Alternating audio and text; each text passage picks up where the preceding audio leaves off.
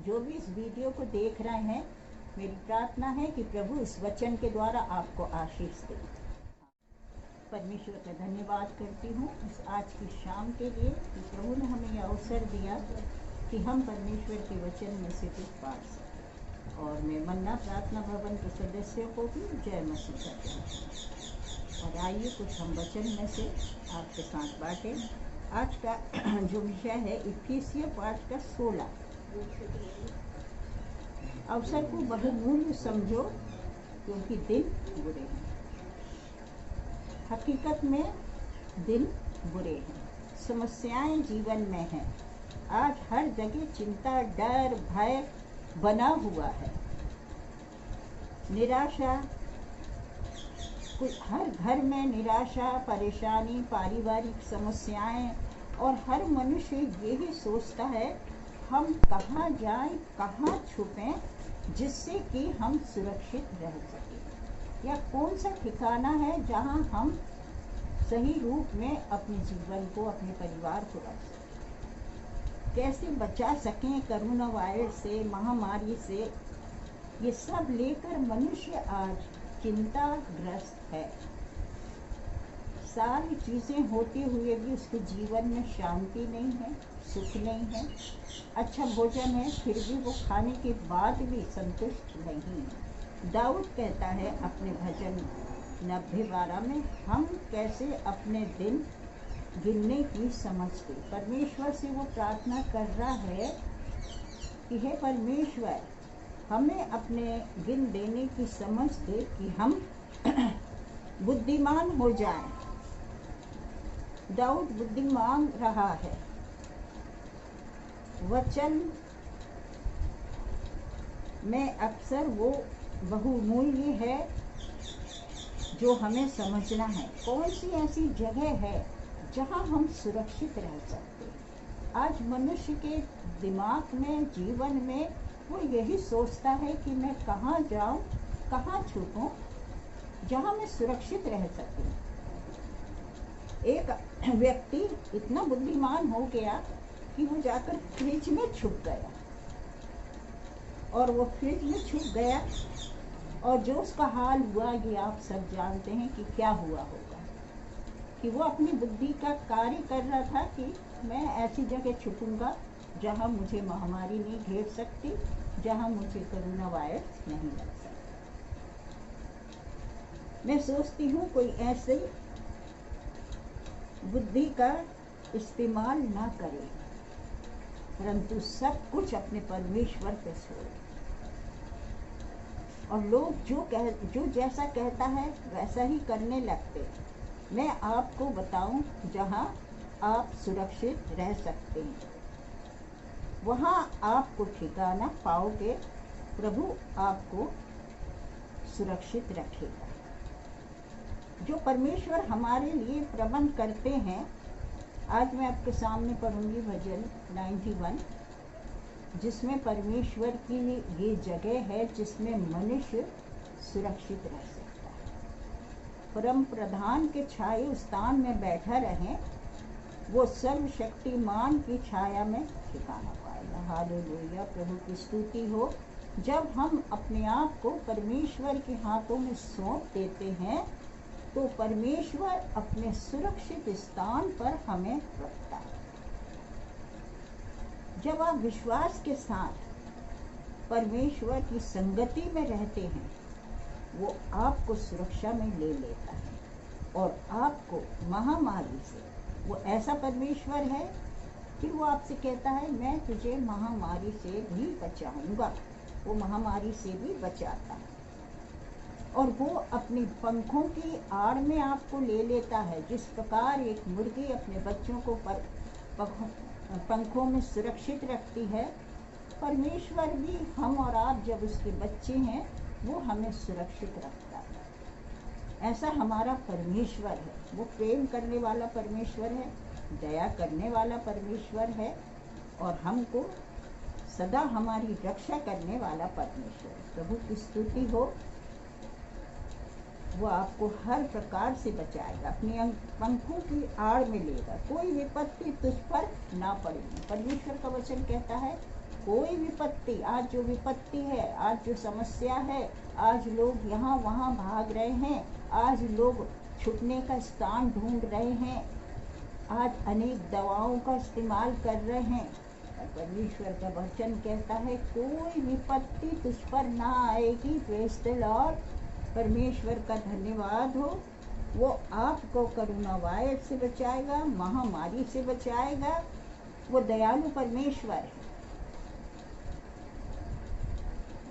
चाहे आप जो भी हों, जिस धर्म के हों, यदि आप परमेश्वर के भरोसा रखेंगे, चाहे आप किसी भी धर्म के हों, किसी भी जाति के हों, जब आप परमेश्वर पे भरोसा रखेंगे तो आशीष के साथ यीशु आपकी फिक्र करेगा, आपको बचाएगा और आपको हर बीमारी दुख से संभालेगा। वो आपके चारों ओर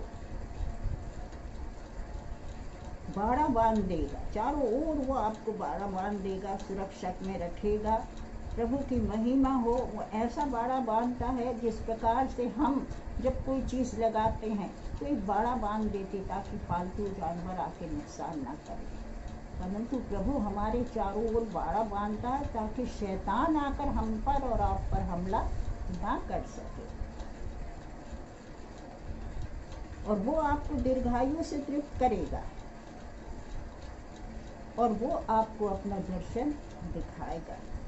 यहोशू 1:9 में परमेश्वर का वचन आज आपसे और हमसे बात करता है, भय न खा, जहाँ जहाँ तू जाएगा तेरा परमेश्वर तेरे संग रहेगा। हालेलुया, प्रभु की स्तुति हो। जहाँ जहाँ तू जाएगा परमेश्वर तेरी रक्षा करेगा। जब जीवित परमेश्वर हमारे साथ है, वचन का हथियार हमारे पास है, न डरो, परंतु प्रार्थना के हथियार हैं जो आपको हर गंदगी से जला देगा। वचन परमेश्वर का आज हमारे लिए इतना शक्तिशाली है, जिस प्रकार यिर्मयाह 23:29 में कहता है, मेरा वचन आग है जो हर गंदगी को जला देता है। हकीकत में परमेश्वर का वचन आग है और वो इस कोरोना वायरस को इस वचन से, परमेश्वर का आग है, वो इसको जला के खत्म कर देगा। सब बोले यीशु के नाम की स्तुति हो, धन्यवाद हो। वो जलकर राख कर देगा इस कोरोना वायरस, क्योंकि ये वचन जीवित वचन है। जो वचन है कहता है कि मेरा वचन आग है, इसका वचन आग है जो हर गंदगी को जला देगा। प्रभु आपके घर को, आपकी जगह को सुरक्षित रखेगा। आप उसकी बनाई हुई सृष्टि हैं। एक व्यक्ति, नौजवान, कार लेकर रात्रि में घूमने जा रहा था। काफी दूर निकलने के बाद उसकी कार खराब हो गई। वो बहुत चिंतित हो गया और खड़ा हो गया। कुछ देर के बाद 1-2 कार आई, उसमें से कुछ लोग निकले। उन्होंने कहा मैं हम आपकी हेल्प करें। उन्होंने बहुत कोशिश की पर वो कार नहीं चली। चिंता में बैठ गया, प्रभु मैं क्या करूं। कुछ समय के बाद एक कार आती है और उसके पास आके रुक जाती है। उसमें से एक बुजुर्ग निकलता है और वो कहता है, क्या हुआ बेटा, क्या मैं तुम्हारी कुछ मदद कर सकता हूँ। वो जवान सोचने लगा ये बुजुर्ग क्या करेगा, फिर भी कहा ठीक है, यदि आप चाहते हैं तो मेरी कार को देख सकते हैं। वो बुजुर्ग कार से उतरा और जब उसने उस कार को खोला और खोल के कुछ चंद मिनट लगे, उसने कार को क्या किया, कार स्टार्ट हो गई। वो जवान असमंजस में पड़ गया, तो आपने ऐसा क्या किया। कितने लोगों ने कोशिश की, मैंने भी कोशिश की, लोग आए, परंतु ये कार स्टार्ट नहीं हुई। आपने ऐसा क्या किया जो ये कार स्टार्ट। उस व्यक्ति ने बोला, मैं इस कार का निर्माता हूँ, मैं इस कार का निर्माता हूँ। परमेश्वर का धन्यवाद हो। आज हमारा और आपका परमेश्वर हमारा निर्माता है, उसने हमें बनाया है, उसकी बनाई हुई हम सृष्टि हैं। वो हमारा निर्माता है, वो हमारे शरीर के, अंग के, जीवन के, घर के, परिवार के हर बात को, हर पहलू को वो जानता है। और जहाँ जो गड़बड़ी खराबी रहती है वो हमारा सृष्टिकर्ता परमेश्वर है, जो हमें हर प्रकार की दुख, बीमारी, परेशानी, तंगी, मुसीबत से बचा लेता है। ऐसा हमारा आपका परमेश्वर है। जो परमेश्वर पे विश्वास करेगा, चाहे वो किसी भी धर्म का हो, वो कभी निराश नहीं होगा, परंतु आशीष ही आशीष को वो प्राप्त करता चले जाएगा। प्रभु का धन्यवाद हो कि प्रभु ने हमें यह अवसर दिया कि हम आपके साथ कुछ समय बांट सकें। मैं आपके लिए प्रार्थना करना चाहूँगी। आप जहाँ हैं, जो लोग इस वीडियो को देख रहे हैं, मैं परमेश्वर का धन्यवाद करती हूँ। आपकी जगह को प्रभु सुरक्षित रखे और आशीषित करे। प्रभु आपके घर को सुरक्षित रखे और आशीष दे। प्रभु आपके परिवार को सुरक्षित रखे और आशीष दे। प्रभु आपके जीवन को सुरक्षित रखे और आशीष दे। प्रभु आपके बच्चों को सुरक्षित रखे और आशीष दे। प्रभु आपके धन को सुरक्षित रखे और आशीष दे। परमेश्वर, आप जिस स्थान पर काम कर रहे हैं, जिस जगह पर आप काम कर रहे हैं, प्रभु उस स्थान पर आपको आशीष दे, सुरक्षित रखे। प्रभु आपको हर वक्त, हर समय अपनी सुरक्षा के घेरे में ले ले। प्रभु इस देश में के लिए हम प्रार्थना करते, इस देश में शांति आ जाए, इस देश की महामारी मर जाए, इस देश की कोरोना वायरस मर जाए और सब खुदावन आशीष के साथ रहे।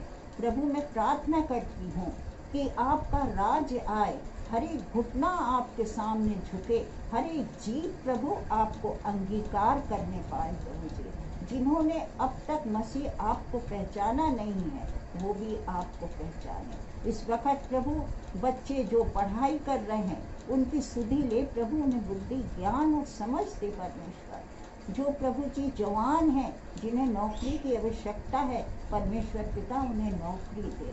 प्रभु जी, जो प्रभु जी आगे बढ़ रहे हैं अपने जीवन में, उन्हें जो अच्छे साथी की आवश्यकता है, प्रभु मैं प्रार्थना करती हूँ जवानों को अच्छी साथी दे, ताकि उनका पारिवारिक जीवन बन सके। परमेश्वर पिता, जो ट्रेनिंग ले रहे हैं उनके साथ हो खुदावन, उनकी सहायता कर। प्रभु मैं उन लोगों के लिए प्रार्थना करती हूँ जो गरीब हैं, जो खुदावन इस महामारी से भूखे हैं और प्रभु बेघर हैं। प्रभु उनकी सुधि ले, ताकि वो सुरक्षित रह सकें। प्रभु कई लोगों के पास बेशुमार दौलत है, प्रभु उनके मन को खोल दे, उनकी मृत्यु को खोल दे, ताकि वो प्रभु इन गरीबों की सहायता और मदद कर सके।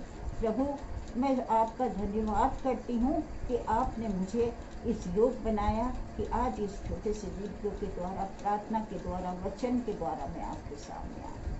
मेरी प्रार्थना है आप जहाँ हैं, जिस स्थान पर हैं, प्रभु आपको अपने सुरक्षित घेरे में ले ले और आपको अपने बाड़े में ले, और प्रभु का हाथ आप पर, आपके परिवार पर, आपके बच्चों पर, आपकी जगह पर आशीष दे। यीशु के नाम से मैं मांगती हूँ।